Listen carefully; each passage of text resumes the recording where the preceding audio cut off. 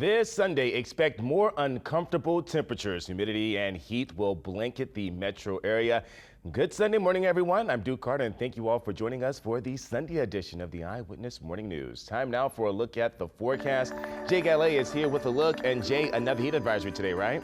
Yeah, last night they said they weren't going to, they being the National Weather Service. Thank you, Jay.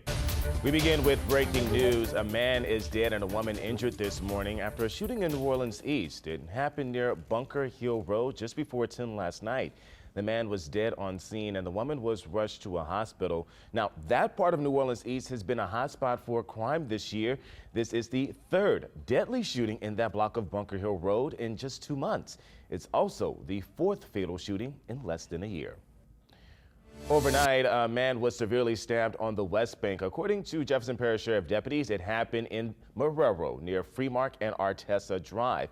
At around 1 o'clock this morning, the man had life-threatening injuries, but no word on whether his condition has changed.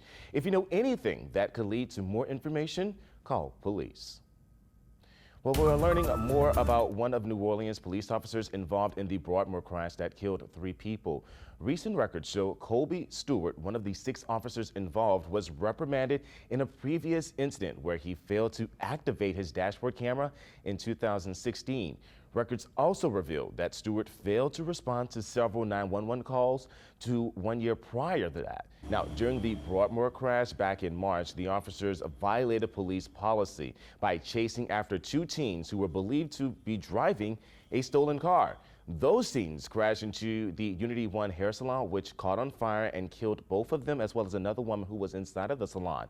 An internal investigation uncovered a pattern of officers deactivating their cameras some weeks before the March 20th chase. 4 officers were fired and 2, including Stewart, were suspended. Well, victims from the clergy abuse scandal say they have not received closure. Yesterday, members of the Survivors Network of those abused by priests sent a strong message to the Catholic Church, demanding that it change the law when it comes to helping sex abuse victims. The Archdiocese released the names of accused clergy members back in November, but survivors say that's not enough. Carice Jackman has that story. For many Catholics, the St. Louis Cathedral in the French Quarter is a majestic sight. We also reached out to the Archdiocese. It said in a statement, quote, "Our list of accused clergy has been turned over to law enforcement. We have fully cooperated and will continue to cooperate with any further inquiry from the authorities," end quote. Well, still ahead, the high temperatures usually make for high energy bills, so we're going to have some tips on how to keep your bills reasonably priced while keeping cool during these summer months. Jay, what we're looking like today?